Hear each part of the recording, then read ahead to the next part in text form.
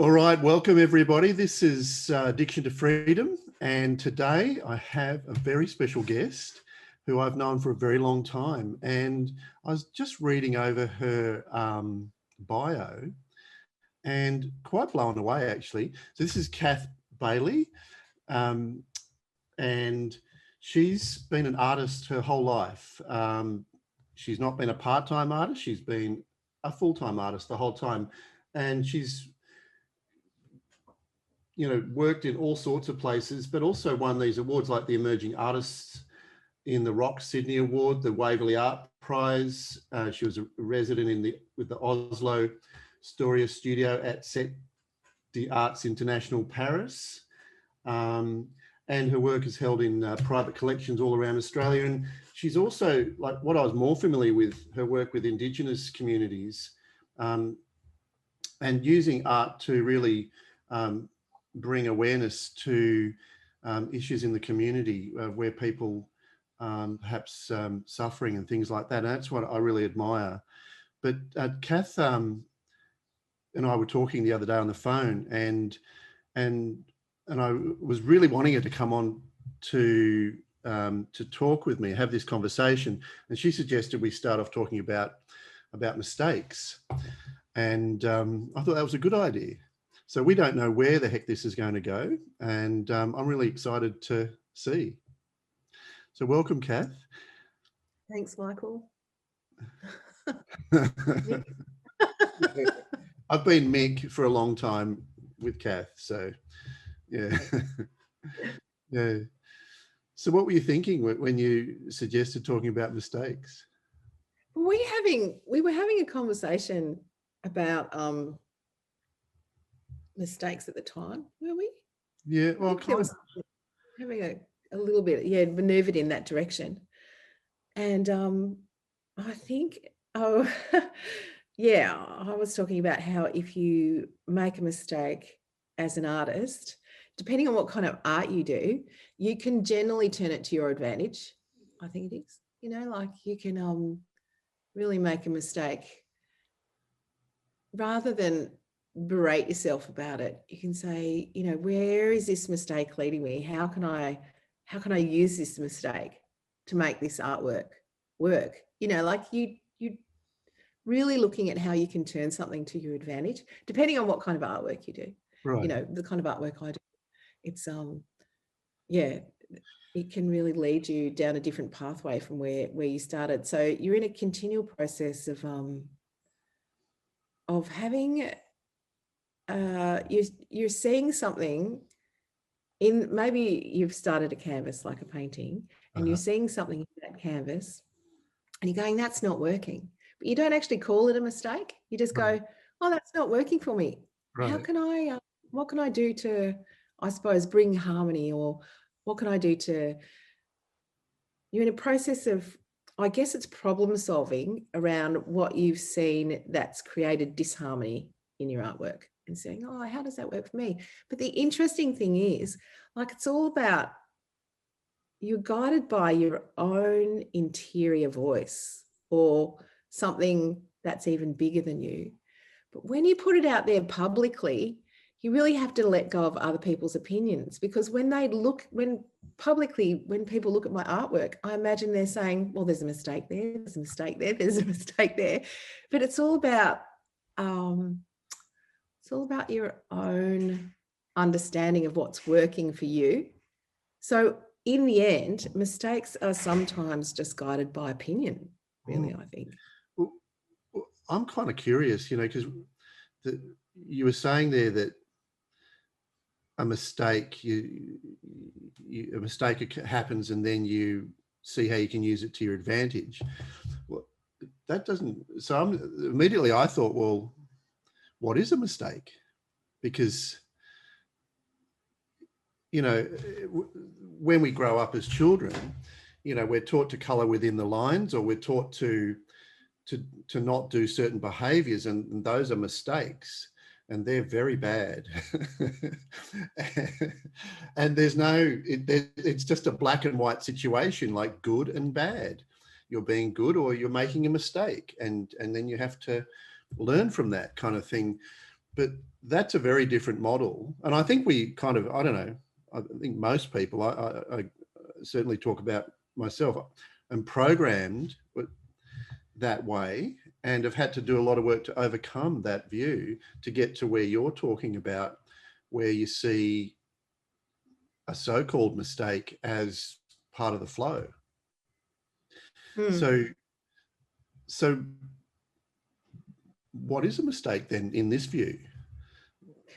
Actually, would you be able to, when you talk about flow, can you bring that back to surfing? Can you give me a metaphorical example about mistakes in surfing? Okay. Well, I guess, have the goal of riding the wave, and along the way, there's all sorts of skills that you need to develop in order to actually do that, and so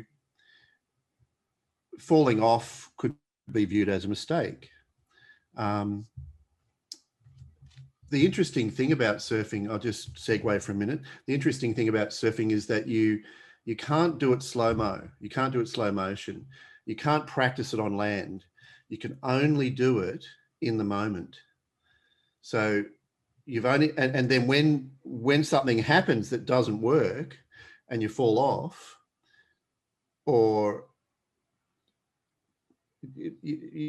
let's say you don't fall off but you don't end up getting to surf the whole wave because you didn't quite do something, you kind of replay that back in your mind later on when you're off the wave, and somehow you learn from it. And it's partially a conceptual thing, but often it's an immediate non-conceptual thing. That's what I've been observing, how literally, like, it's almost like thinking in pictures, because there's the movie of what happened, and then the next time you go for a wave, somehow that's in you, that movie, and an alternative approach happens. So you could say it's intuitive, but I think there's kind of an intelligence that it's not so much using language or word concepts. Oh, that's my little alarm. That's my alarm I have an alarm going off every now and again, those birds, which to remind me to be conscious, to be present, literally. Okay. Yeah, so that reminds me. Can I just take from that there's some inference that in order to surf, you need to make mistakes in order to learn? Absolutely. Is that what we're actually doing? There's no way that you can learn to surf without so-called making a mistake. So, and whether you want to call it a mistake or just part of the flow, I think depends on how tightly you hold on to this goal of riding the wave as the goal. If you don't have that and you're just out there to have fun and you're falling off going, woohoo, and that's the goal, well, then there's no mistake. All right. So in a way, they're both, I suppose, if you look at painting and if you look at surfing, they're both, it seems to me, some process. So they're process based. So if you're in the moment and you're in the process, there really isn't a mistake, because you're just enjoying the moment in the process of doing something. Yeah. If you know what I mean. Yeah. But you remove it from that process into an opinion-based world where you're being challenged to be the best surfer on the biggest wave in Hawaii, then, or you're in an art competition or something, then you bring in everyone's opinion. Then there's the concept of mistakes, is what we're saying. Yeah, it's right. Where other people, is that kind of it, really? So yeah. Mistakes exist in this kind of like territory of opinion. Totally. And so, and if we take it, so opinion is really just other people's thoughts. But if we just take it back to our thoughts, where we call it a mistake, and what I'm hearing us kind of saying is that a mistake only exists in the context of something that happens contrary to a goal, which is a concept. Okay. Yeah, because you can move that into the work environment. And in the work environment, I have made plenty of mistakes. and, and I would say, and that's because I think there's a kind of, there's a formulaic way of doing things. And if you are unable to meet the kind of requirements of that formulaic way of doing things, it's considered a mistake, I suppose. Yeah. But I will say, with that, it's taken me a long time to come back to, a long time. Yeah, actually, I think there's a few steps when you actually do make a mistake in that kind of field, because you're in a different field. One, you're in the creative field with surfing and art.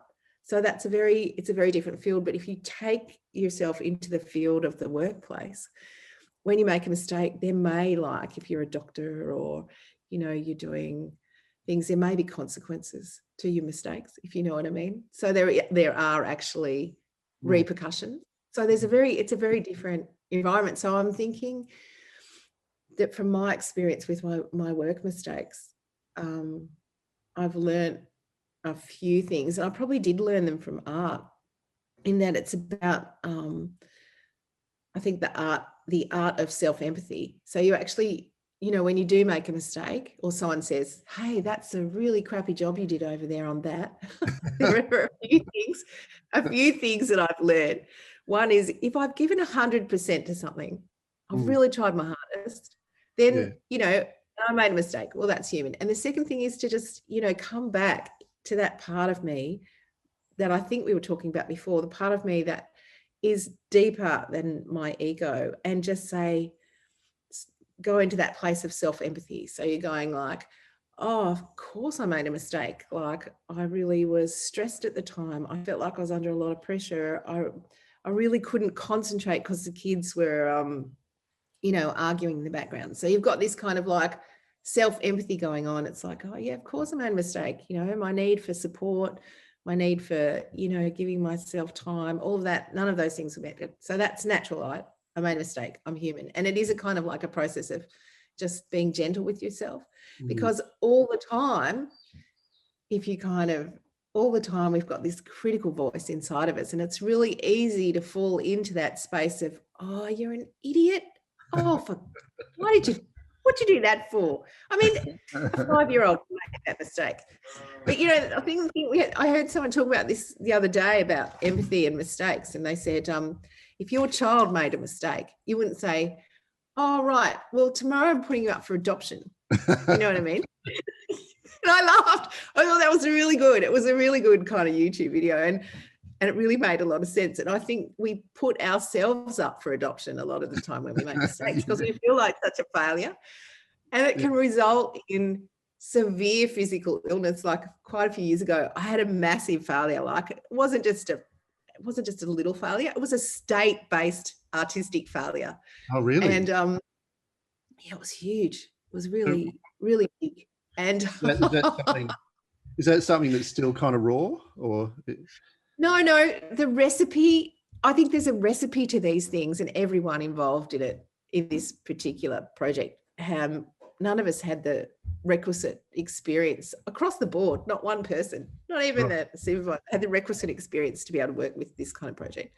Right. And there were plenty of mistakes made, but in the process of kind of really being really depressed and really sad about that work situation, I had to learn, well, first of all, I had to learn, what was it that was in me that allowed that to happen. So it was an acknowledgement of my limitations, which is, I'm okay with that. Like I know my strengths, I know my limitations. And it was a kind of like,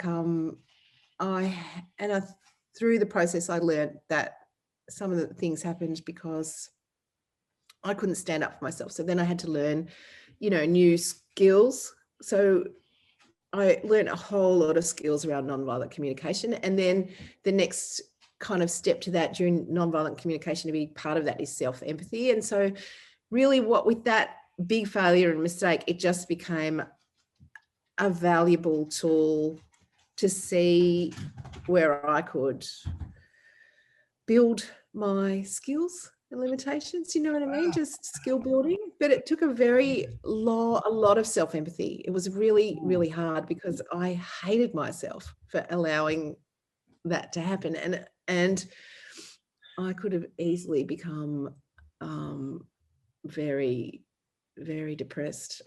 So it's a lot of hard work. So sometimes mistakes can lead to a lot of self-awareness, I suppose. Yeah. You know, but what I can hear in that is that the let's call it the mistake thing happened, and your response was to widen the context. Like, you know how you said, look, coming back to what you said even before that, you talked about giving yourself self-empathy. And when you described doing that, you described, so there was the situation in the workplace which had certain boundaries, and that's what defined the mistake, because the action was contrary to those boundaries. But then giving yourself self-empathy, what you did is you brought in something from outside of those boundaries, then another thing from outside of those boundaries, you know, like the kids. And you mentioned all these things where you basically widened the context to make it totally understandable as to how that could have occurred. And then when you talked about, does that make sense, first of all? Yeah, I think it's a reframing. You have to bring in your humanity. It's a process Yeah. of, we've been through a process of dehumanizing the workplace. And Yeah. so in a process of rehumanizing it, it's about empathy, self-awareness, and, you know, giving a context for your humanity within the workplace, because so many spaces have moved into, I think, perfectionism, but a need for perfectionism in terms of performance. And I think that's a real problem, actually. Yeah. I think really want to go, go for, but I'd like to just kind of dwell on what you've said already, just from a little bit longer. Because when you then talked about the big mistake thing, and what you did about that is you not only not only did you widen the context, but you widened your own context, you grew by going and doing the nonviolent communication course, and you said, and also that moved into self-empathy, you said. So your context internally widened as well. So that issue became a fertile ground for you to seek solutions to being in that, which actually caused you to grow. Or in fact, that was because you went down that road rather than getting stuck and blaming and resentful and depressed and sick. You actually grew out of that to be more capable and more available and more able to be in a situation like that. Would that be right? Yeah, I'd say so. That kind of sounds right. And I think even though I had practiced self-empathy, energetic practices, I didn't really have the languaging. And I think the languaging of self-empathy is really important, because you can go around it to give yourself the feeling of self-empathy or warmth and compassion, but to reconceptualize the wording of what's actually going on in your head whenever you do make a mistake is really, it's really helpful, because it's kind of like there's an acceptance there. Like unlike the creative process, you know, it's there in the workplace, it becomes a kind of, or even in life, there becomes an acceptance that it is human to make mistakes and fail, and there's a kind of a warmth and a knowing and a care that you can bring to that, so you can challenge yourself to grow from that space. Exactly what you said. Yeah. I think I'd like to ask you then, how do you see that in the context of, you know, addiction, freedom from addiction? Like, where does that come in? Fit in. Well, it's interesting that's a really, because that fits in with exactly what I was just thinking, because I was thinking first of all the word failure or mistake equaling failure.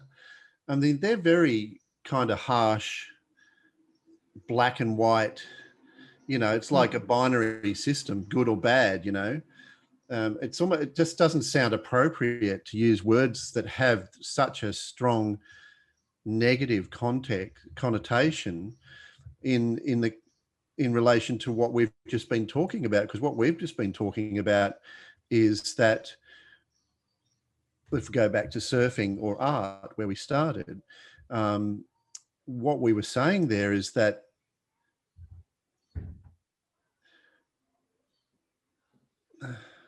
variations in the flow that are unexpected, instead of calling them a failure, they become a catalyst to modify, a catalyst to adapt and create. And so how can that be called a failure? So, Exactly.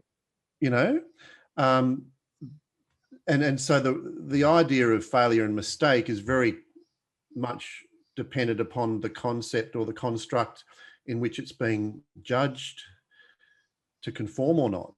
Did that behavior conform to this construct, or did my actions on that wave conform to my rigid goal of riding that wave in a certain way? But if you take away the context or widen the context, which is what you were explaining,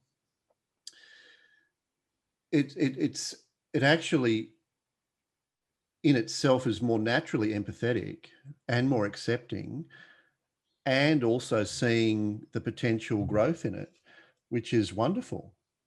Yeah, it is. It can be real value. I agree. Really valuable. And also expectations, like where do expectations fit in, like self-expectations? So just say you have an addiction, how does that work with that expectant mind? And then how do you, what advice do you have for people in terms of the expectation aspect of kind of, you make a mistake, but you have expectations that well, not a mistake, but you fall back into your old ways. So how does that fit in? Well, I guess it depends on how you view addiction. If you view addiction as a bad choice,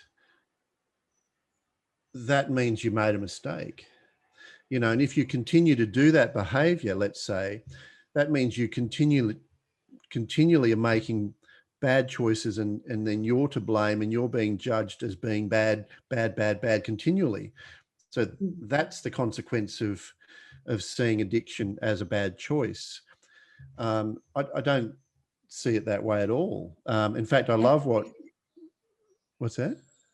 How do you see it? Can you explain to me how you see it? Yeah, the way I see it is, I think I mentioned in the last episode about the Chinese medicine view of looking at the way they're being, the way they present, whether it be consciously or unconsciously. Like Chinese medicine very much has the yin and yang polarity, which is, it's all yin and yang is always in balance. We can say that it's out of balance and we want to get a better balance, but even when we say it's out of balance, that's just within the context that we're looking at it. Like everything is always balanced. It's just whether that balance is creating let's say more of a harmony or less of a harmony. So for example, if someone's response to trauma is that they become an alcoholic, you can view that as an attempt to remain balanced, to in some way deal with the trauma, rather than committing suicide, let's say. Yeah, it's a counterpoint. Okay. Yeah. Yep, I see what you're saying. Yeah. So you're bringing in a kind of it's an unusual state of harmony, isn't it, really? Yeah, I hear what you're saying. Yeah, so there's it's a balance, but maybe it's a balance that has detrimental consequences. So it's a bit like, you know, when you're on the wave and you make a mistake and fall off. Well, that's all within balance, but it's not. The consequence of that reaction was falling off, you know, and whereas, you know, the adaptation, using that as an adaptation to modify and do it differently next time, could result in this amazing flow, you know. And so if we look at someone who's working, you know, with an addiction, then I find it difficult just to label that, because it's like a snapshot in time, is that this is who they are, you know. But in actual fact, it's unfair to judge a person with that snapshot right there and then, because they've got the whole history and they've got the whole potential in the future. So I like what Gabor Mate says. He says addiction is not the problem. It's an attempted solution to a different problem that's not within the context of somebody judging that behavior, you know. And it's a much more, I think it's a more real approach, in the sense that it takes more into account of what's happening with a person. And it opens up more possibilities of working with that. And if someone's trying to be helpful or assist someone who's having an addiction, or if someone has an addiction themselves, it's just a much kinder, more accepting way of starting. Because when you start from the position of failure, bad, wrong, useless, you know, dropout, it's very hard to stand up from that and then approach it. But if you start from the point of view of what you just said, with a wider, more empathetic context, then it's like, oh, okay. So what I'm really trying to work out here is how to be okay with my life the way it is, in all these specific ways. So yeah, you are saying, of course, it's like this, because of course there are lots of reasons it's like this. Lots of stuff. And the way to get there is to widen awareness, and to keep widening awareness, and wider and wider and wider. And I actually think that in itself is a solution, because the wider your awareness, let's say, of what you said before about that workplace mistakey thing, where you widened your awareness to how you could use nonviolent communication. And then you were, that was a solution, a partial solution. I hear what you're saying. Yeah, the broadening. I will say, just on a side note, that I did nonviolent communication for a year in another workplace, but I'd missed out the kind of part of it isn't just self-empathy, it's actually empathy for the people who are around you. And I totally missed the second stage. So it was all about my stuff. And I wasn't able to, it took me a long time to take a leap into, say, I would say like the more oppressive personalities who are guided by, you know, rather than uplifting and embracing the potential of people, as you're talking, their capacity is really around the detail, and they're the kind of people who are looking for mistakes rather than looking to build your potential, or look to say, well, you know, you've done this really well. They will say something like, oh, look, you know, look what you did over there, rather than, so it's kind of like building in an ability to be able to see where that person is coming, because they're really just reflecting maybe a little one of the little many voices that exist within your own Like you're not really just one ego. Like you're probably 100 different voices in your head, you know, and it's being sensitive or being able to hear the kind of the gradation of those voices, you know, the extreme critique and the extreme. So it's learning to be empathetic to all of those parts of yourself, I would say. Yeah, it's funny. I never see people as purely one person, which is why I imagine that, you know, because we all, you know, that's really terrible. Like you've got these really It sounds like terrifying it's a song. yeah. Well, you've got these really terrible, terrible people, and yet on some level, at points in their life, they're capable of a small kindness here or there. You know what I mean? So you're looking at, yeah, it's the and I think that's looking at those parts of yourself, being able to be empathetic. I really haven't made that leap well yet. Well, well, I think we're all on the, you know, on a pathway, and what seems to make sense to me from what you said was that you first needed to do the journey about self-empathy in order to get a handle on that, to get familiar with that. And yeah, because until you were familiar with it and were aware of it, well, how could you see it in others? You know what I mean? So yeah, that you do. like the second step is when you said I'm looking now at you having not just self-empathy, but empathy for others. That makes sense that one leads to the next. Yeah, it's a lot of Australians, I think we all have a concept of empathy for the battler, if you know what I mean. It's an Underdog. Australian condition, but Yeah. it's really hard for us, and in particular me, it's very hard to be, say, empathetic towards someone like Donald Trump, you know, like, or where someone who is, you know, particularly malignant. So it's really hard to kind of, I think it's a pretty amazing step for to be able to develop that capacity. Yeah. Yeah.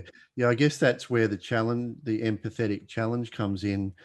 It's easier to be empathetic to nice people. Yeah. Yeah. and so, you know, I mean, so I was just wondering, like, in terms of, are we saying that empathy is self-empathy and empathy in general for others is a sort of an approach to dealing with so-called mistakes? Is that what we're saying? Yeah, I would say self-empathy is a pathway to dealing with is a part of the pathway. It's maybe one of the steps to working on accepting your limitations, really accepting that you're human, you know, to embracing your humanity and to actually experiencing some joy. I think actually this is something I think you and I share. I'm not sure how much time we've got, but the Chinese medicine, okay, the Chinese medicine is in that there's this concept of the original energy, you know, the original energy and how that manifests in unique humans. And I think identifying your strengths and your limitations is part of bringing awareness to and a joy to your own unique individuality and how you maneuver through life. And that has really, that understanding, that concept of original energy has been a real joy for me, especially in art, because if I am true to who I am, if I know who I am, if I am deeply authentic, then my artwork will reflect my pathway, my authenticity, how I respond to the world, and not a trend, if you know what I mean.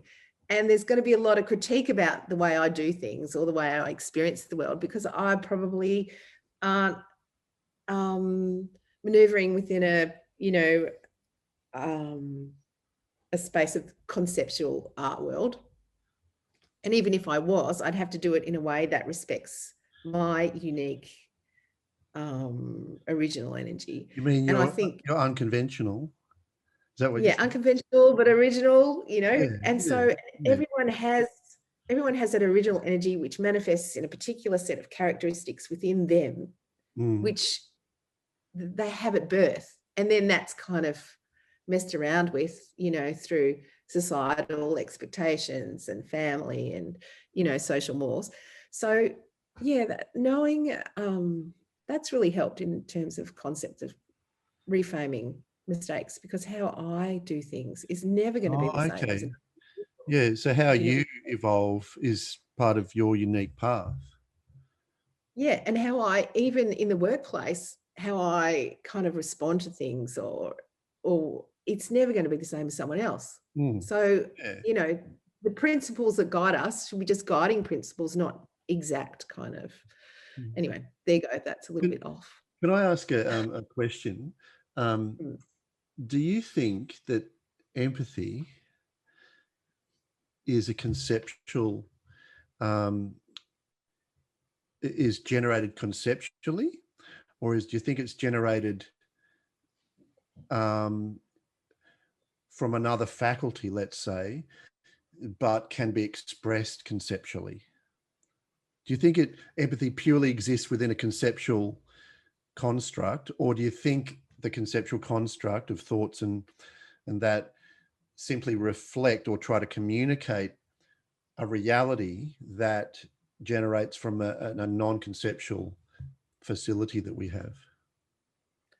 I think we have a non-conceptual facility, and I've experienced that through animals, you know, that they give and respond with complete empathy, you know, like I've had that from owls and and dogs and, you know, a lot of wild animals.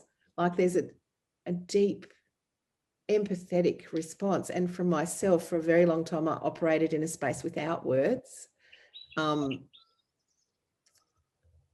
so, but we can guide the parts of ourselves that need conceptual framework to you know, use empathy. But in actual fact, it is part of the heart's longing for connection, self-connection, and a broad community acceptance.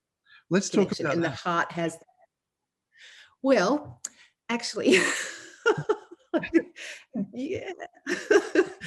I might have to talk about that. I think, you know what? I actually think I'd like to recommend that you speak to Karen about empathy, because Karen is someone that teaches NVC, nonviolent communication, and empathy, whereas my experience of the heart, that's another conversation, you know. That's like another hour. we don't have to spend an hour on it, but I think it's really relevant, because when we look at people, let's say with an addiction, and I'm including myself in that, in the sense that I'm addicted to myself, and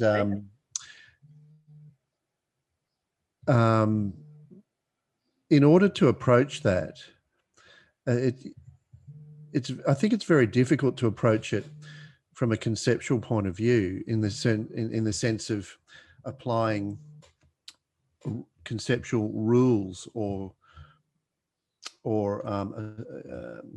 expectations, because in a way I think those are something that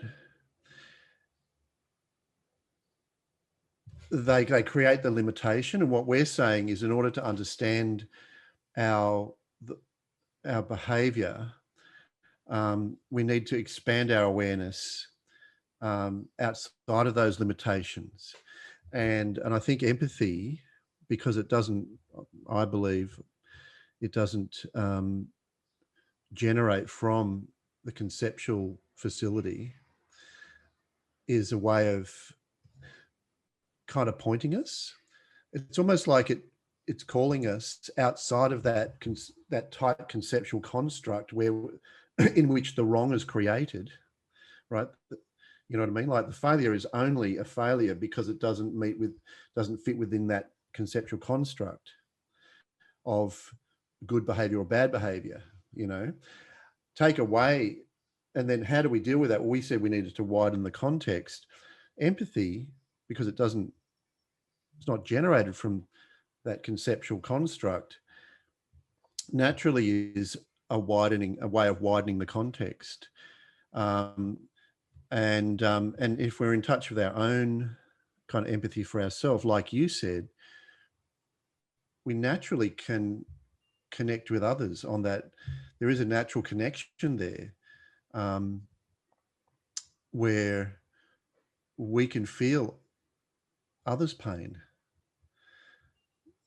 And so that naturally just busts open that tight, rigid conceptual framework in which the wrong has been defined. And it creates a relationship on a whole nother level, even though it's kind of a bit fuzzy, but it's definitely there. And I think that then creates the impetus to explore new ways, like you said, with the way you handled that workplace situation, or, you know, how I think on an emotional level, at least, it helps us deal with so-called mistakes in people with people's behavior, because I don't really see them as mistakes at all. I just see them as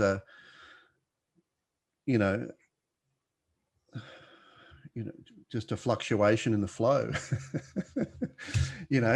And with that underlying connection that comes with empathy, if that's present there, and at least we're aware of it, maybe as much as the conceptual construction of that boundary, then the boundary, that conceptual construct, doesn't rule. Like so much of our way of being is because we use language all the time, because we communicate with words and we use it to solve problems. It's almost like that dominates our whole way of viewing things. It's like we put on these glasses in the morning and then off we go within that world. We can take those glasses off for a minute and just feel, which comes back to that, what you said there, the Chinese medicine view of original energy. That exists outside of the conceptual view that we construct of the world, or not necessarily outside, but it's, concepts and words are really just a way of representing things. But so much of our awareness is defined within it, and that's when mistakes get defined. If we can put that down for a minute and just feel, let's say empathetically, or even just feel with our sensations, and be, then I think it really is a pathway to new ways that aren't so tight, rigidly constructed. Yeah, I agree, because you're talking about moving from the conceptual realm to the felt universe. Yes. And once you're in that space, I think there's a lot of acknowledgement. There's the acknowledgement of feelings of sadness that you may have had for having made a mistake, or been hard on yourself. And then there's an acknowledgement, sending yourself there's a deep longing for kind of like the salve of love or self-empathy on top of that you give yourself, to saying, oh yeah, okay, of course that happened. And you're sending yourself, you can put your left hand on your chest and just send yourself some, of course, yeah, well, here's what is it that you needed love and support. How can you give yourself these things? How can you give yourself these things that haven't been coming from the outside to support you? And it's the feelings of those things. What does support feel like? You know, what does it feel like to celebrate how original you are? Or what does it feel like to, you know, so you really moved into the feeling realm. And I think that's very valuable for self-care. First of all, there's got to be acknowledgement of the pain that you're trying to push down on anyway. You know what I mean? There has to be some acknowledgement. And I remember my Qigong teacher once said to me, which I loved, I will never forget this. She just said, look, just allow yourself to feel the pain. It's not that bad. Once you feel that pain, it changes into something else. But it was the continual many years of pushing down a deep pain for me that that stopped me from moving forward in my life, because until I allowed myself just to feel in a supported environment, then I could, after that was felt, that shifted into many different layers. So it's, I think it is when you do move into that felt space, but it also helps to have a conceptual framework or a process around that, and even support in order to kind of transform any pain or trauma or hurt that you have associated with mistakes or, you know what I mean? So yeah, what you're saying is true. Like often you can just, I think in the West, we apply intellect to everything, but in the East, there is more of a felt way of doing things. Like there's a natural acceptance that you'll be feeling your way through life on a daily basis from moment to moment. And that is what allows you to step into the process of flow. And we haven't really gravitated so much towards that in the West, because we have this kind of narcissistic evaluation that intellect is king, and really that's BS, you know. Yeah, that I agree. Plenty of different ways of, you know, having intelligence.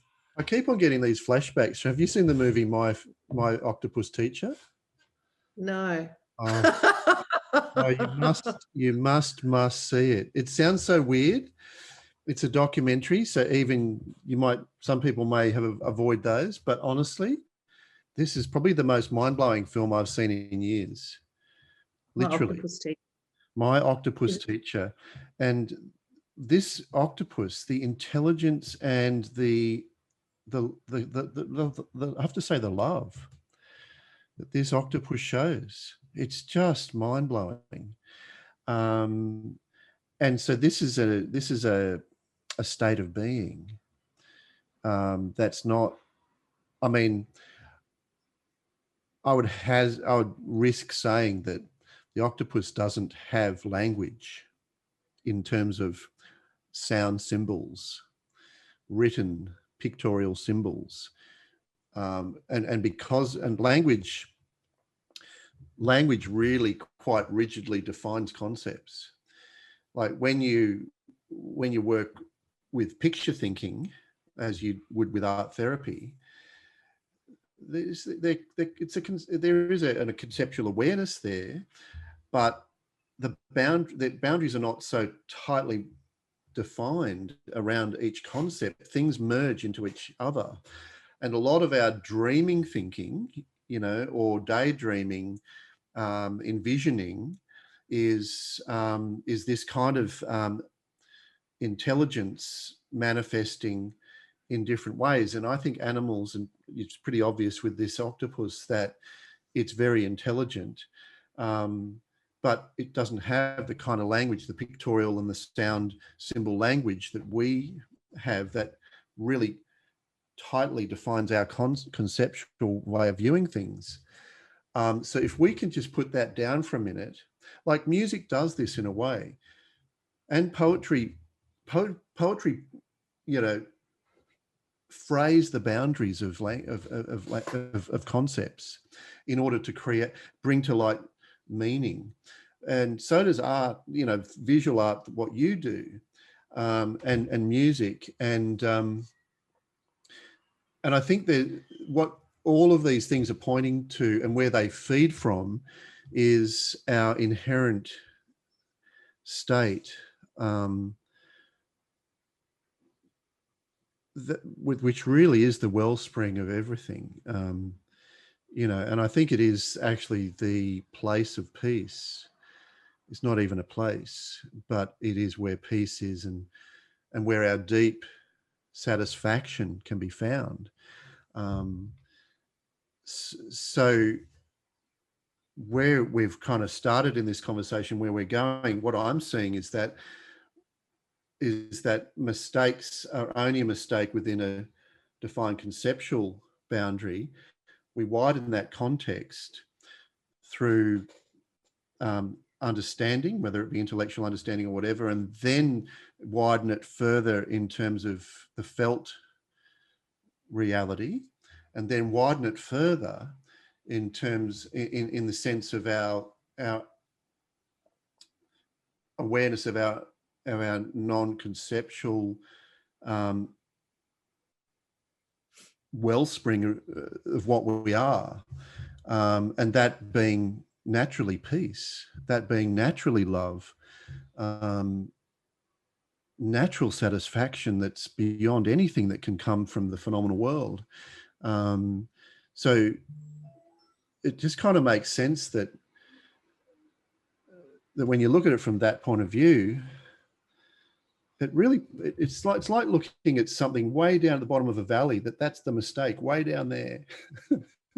Oh, okay, that's a good way of seeing it, actually, isn't it? Like the layered, stepping outside of into the different realities. Yeah. The kind of awarenesses to get some. So really, are you talking about maneuvering into a kind of like meditative state, or a kind of more contemplative state, where you've moved through the kind of conceptual realm, you've gone through the feelings, and now you're kind of connecting with a kind of a deeper, more perhaps resonant vibratory state that is in everything, that space that exists within everything, that connects everything, and that is kind of gives you that kind of profound understanding of the kind of, well, there probably isn't really such a thing as a mistake. You know what I mean? So you've gone from there to there, there. So it depends what realm. It depends what realm of existence, but the thing is, the trouble with that is, and a lot of things, it's not the trouble is, that we are bound, most of us, for the most of our time, are bound by our humanity. And our humanity is kind of, is within the constraints of society and societal social mores. And as a consequence, our humanity is hurt. Like, we do get hurt in a manner of ways continually, and to sidestep that into an either intellectual or spiritual framework without first acknowledging the pain is a problem for me. Because it's like, it's not acknowledging your humanity. And it really, I think, acceptance of the pain is at the core, because once you accept that pain, there's so much you can see as a consequence, so I agree with you that there is a kind of like a salve, it's like putting ointment on a sore and applying healing when you get to the space of just kind of complete peace. But you can hurt yourself a lot in order to get there if you haven't first acknowledged, the more, your humanity, I think. What comes to mind while I was listening to you, and maybe I'm guilty of not listening, But we'll just find that out or not. I don't know. I just happened to see a quote yesterday because I was looking up quotes of the Buddha, as you kind of randomly do sometimes. And one of them was, I think it went along the lines of something like this: pain is inevitable, but suffering is optional. Yeah. Oh, yeah. Good point. You know? Yeah. And isn't that how he conceptualized suffering? Because if you don't, yes, pains happen. Like, you know, a stone, I step on a stone, but like your Qigong teacher said, you've got the option to actually feel it. And you notice that first thing you notice is that it's changing. And when you start to notice that, it ceases to be the same experience as when you first stepped on it. But in other words, the pain is no longer something that you're suffering. It's something you're in kind of, I don't know, curiously experiencing. And then you're no longer walking, you know, another person may step on the stone and then just start swearing and cursing and then telling everybody about it, how bad it was for the next few days. You know, that's suffering. That's neat. That's human. Yeah. That's true. That's very interesting. Well, that seems like, you know, in a nutshell, you know, understand from you is that you're, you know, in terms of addiction, you're saying that expansion rather than contraction across various realms of thoughts and feelings can kind of broaden your understanding of your addiction and help you inevitably kind of meet the needs that you have outside of the addiction. Yeah, that's right. So the addiction is what I'm learning from this conversation, and you're showing me, is that a mistake, or let's call it an addiction, is only bad within a certain defined context, and that context actually isn't really valid. So yes, the experience occurs, and yes, it can be detrimental, and yes, it's something that we've lost control of, but a way to approach it that's helpful is certainly not to stay within that tightly confined context and beat ourselves up about it. Yes. You know, the way to approach it is to start to become curious about, you know, other things that are related to that and what we are, because we are always present with whatever addiction, behavior, mistake, failure, whatever, we're always present with that. So being curious about that, like what we are, is also another area of exploration that can widen the context of awareness. But what I'm kind of learning from this conversation that is that widening the context of awareness is actually a pathway for understanding, and therefore a pathway for evolution or innovation that changes the balance from a more difficult one to perhaps a more harmonious one. That makes sense. You know, that sounds perfectly. Yeah, I hear what you're saying. Well, I'm hearing what, I mean, just trying to summarize what I think we've both been saying. I think that do you reckon that? Yeah, that's a good summary. Yeah. I reckon I have forced myself to look at the time, and I feel that in the spirit of trying to keep things reasonably, you know, short without compromising on depth, I think maybe we should bring it to an end. Yeah.